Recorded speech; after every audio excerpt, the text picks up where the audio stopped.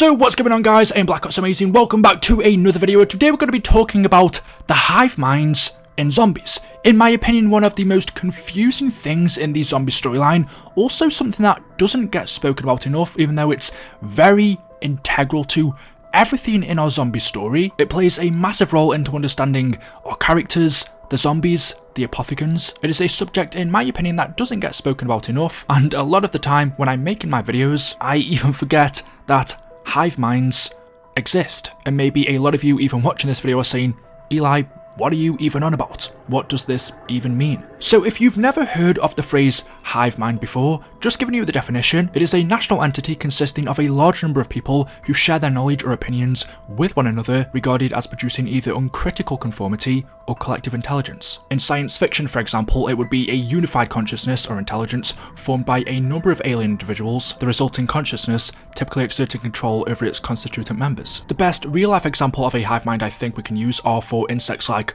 honeybees or ants. Many people see a bee colony as not just a collective of individuals, but as a sort of super organism, all sharing the same common memory, the same thoughts, all doing the same thing and working together, sharing a collective intelligence. I guess there's either two ways you can look at it. A hive mind is one mind and many bodies, or at the same time it's many minds and one body. And like I said, the reason it's so important to understand exactly what this is because it's an integral part of our story.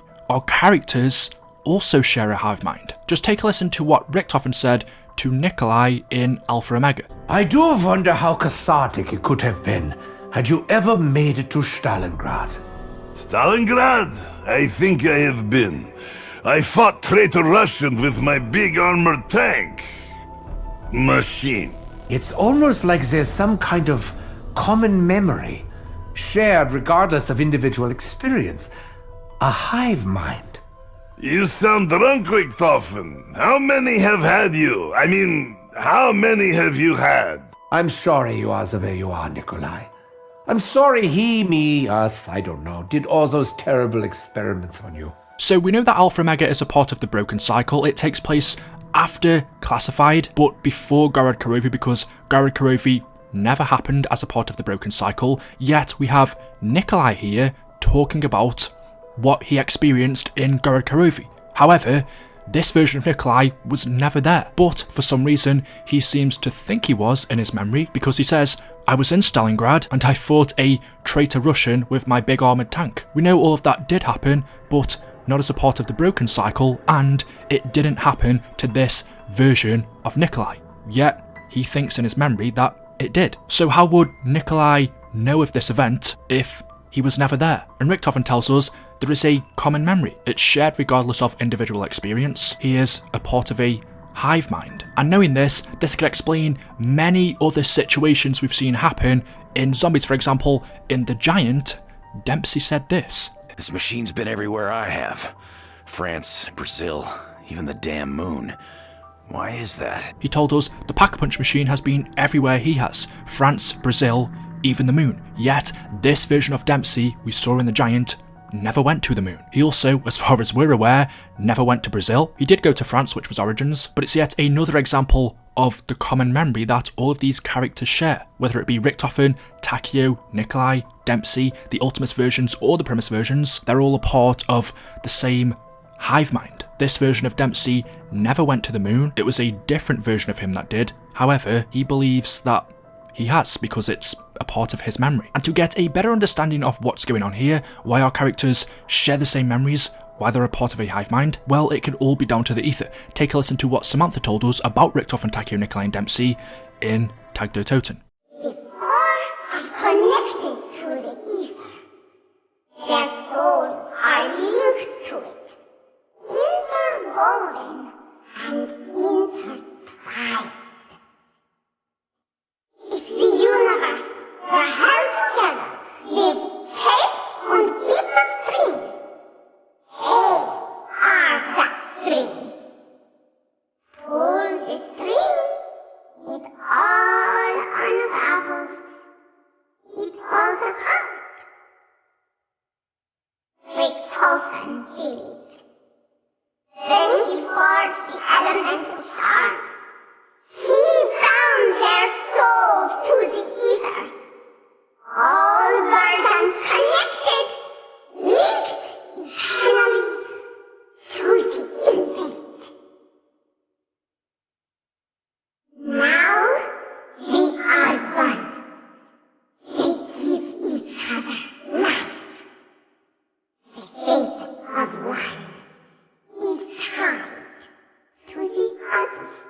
So we know that back in 1942, it was Ultimus Richtofen who sent Group 935 soldiers over to a mission in Africa to recover schematics for the Argothan device. He found them, and then a few years later in 1945, when Ultimus Richtofen captured his 3 test subjects who were Nikolai, Takeo and Dempsey, as he was experimenting on them in Siberia, he used the real vessel to siphon the souls of Nikolai, Takeo and Dempsey's before adding an essence of his own soul into it as well, and injected them into a processed rock of element 115. The piece of 115 then turned into a shard of glass, which we know as the elemental shard, and this, unknowingly to him, then forged their souls to 115, bounding them to the ether across all dimensions, meaning all versions of Richtofen, Takeo, Nikolai and Dempsey were now connected to the ether through time and space. And that's what Samantha told us. When Richtofen merged his soul along with Takeo, Nikolai and Dempsey's to the piece of 115, it bound their souls to the ether. All versions of them then became connected through the infinite. They became one. They gave each other life, and the fate of one was tied to another. I believe from this moment on, our characters shared a hive mind. The thoughts of each and every different version of them was shared in common memories. Hence why we see many instances of our characters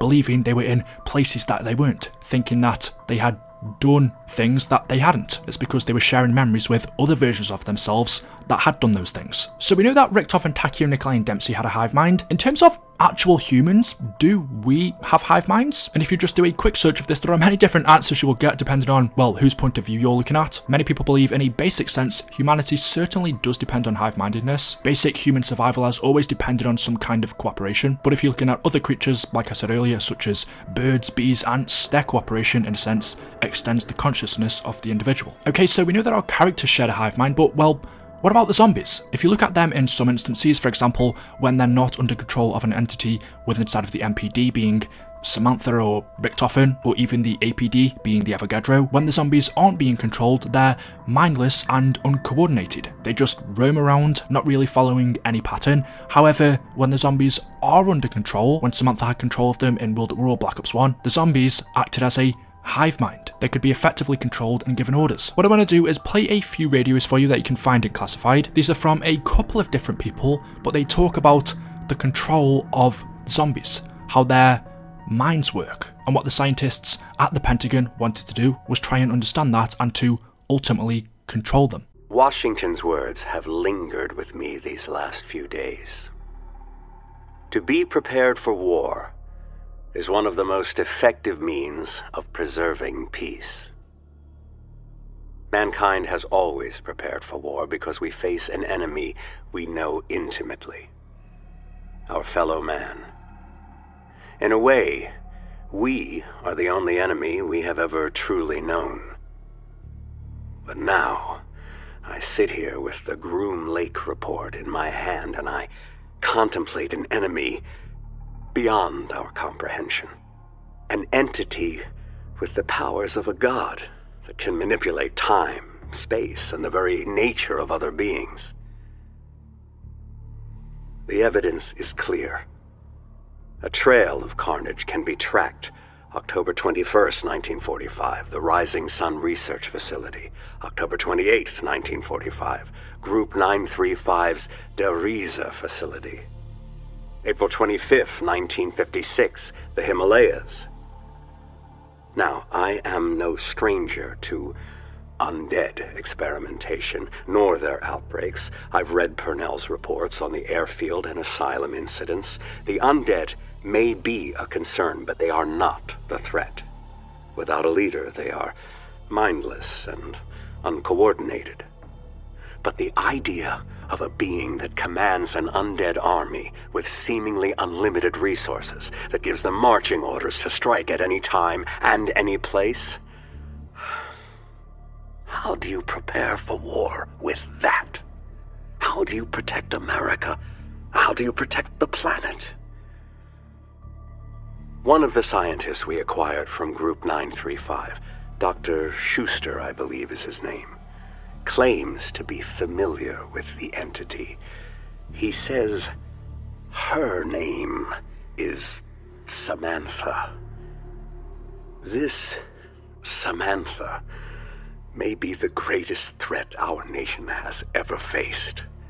Certainly more than that from the Soviet Union or Cuba, for they are just men. Realising that actually, normal zombies aren't a threat. Without a leader, they're just mindless and coordinated. Taking them out that way, if they tried to attack one at a time, would be very easy. However, if someone commands them and brings them together as an army, that makes the undead much more of a threat. That's exactly what Samantha did in the MPD. That's exactly what Richtofen did. Knowing that the zombies' minds are able to be controlled as one, they set out to understand how they could achieve this for themselves. You have made progress, Dr. Lehman. Yes. Yes. As you know, our success with the undead experimentation has been limited. Yes, we've achieved the same benchmarks as Max's, but as with his trials, they refuse to obey orders. That's right. We can't control them. We can't make them docile. But I believe I've cracked it. I'm listening. Okay, last month, our man inside the Ascension group sent us copies of Dr. Richtofen's diary. Now, I've been poring over it, following his research, and... That doesn't seem very docile to me.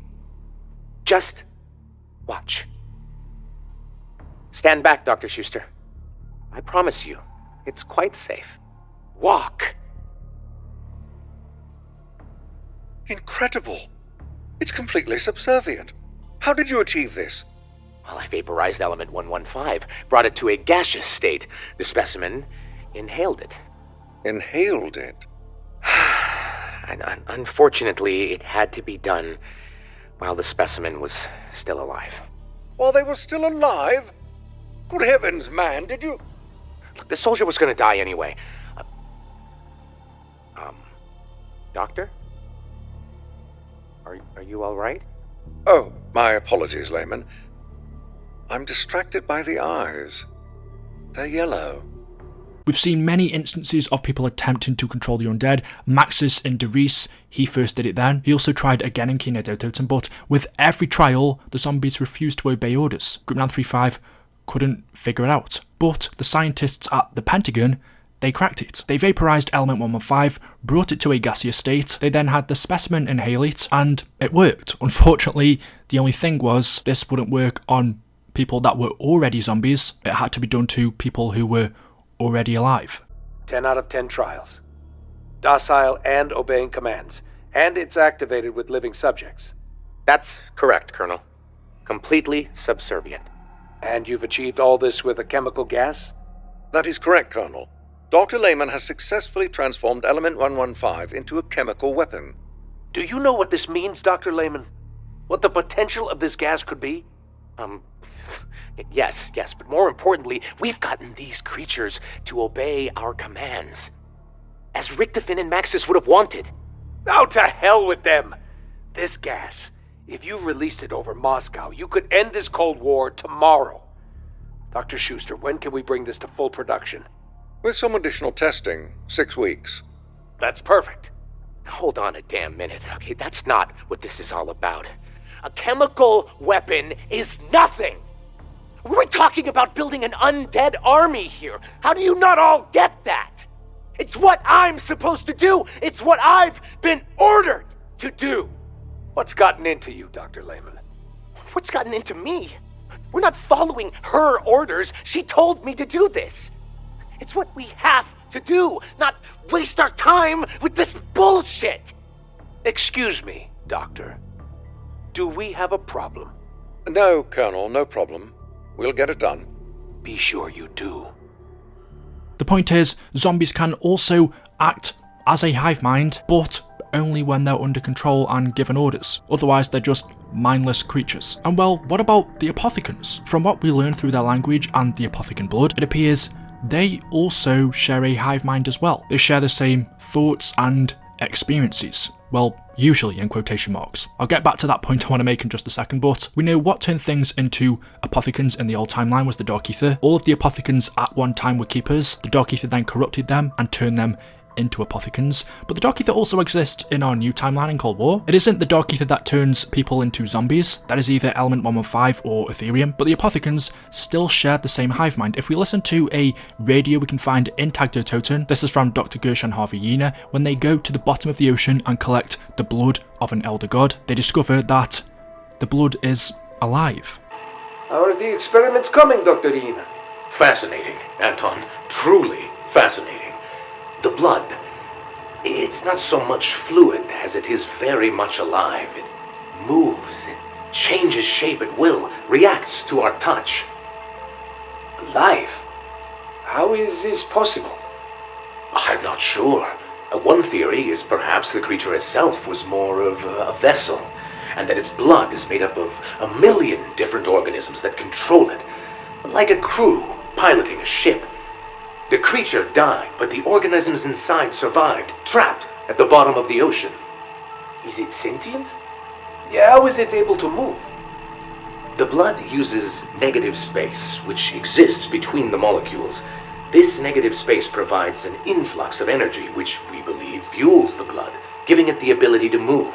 Their theory that the Elder God was just a vessel for the blood. It was made up of millions of different organisms that control it, like a crew piloting a ship, and whilst the creature may have died a long time ago, the organisms stayed alive. The blood uses negative space which exists between the molecules, and this negative space then provides an influx of energy, which fuels the blood, giving it the ability to move. The creature is just a vessel. Similar to how our Ultimus character's souls were bound to the ether, it seems the Apothecans are also bound to the Dark Ether, and this could also be linked into our new story because, as I mentioned, the Dark Ether still exists. We still have Elder Gods, they are still connected to the Dark Ether, and more than likely still share a hive mind. The only, I guess, anomaly in this is we now have an Elder God that is broken away, being the Forsaken or the One. He's no longer seemingly sharing common thoughts, knowledge, opinions, conforming to the hive mind. He's broken away, he's now eating other Elder Gods, taking their power, and he is now the one they all worship.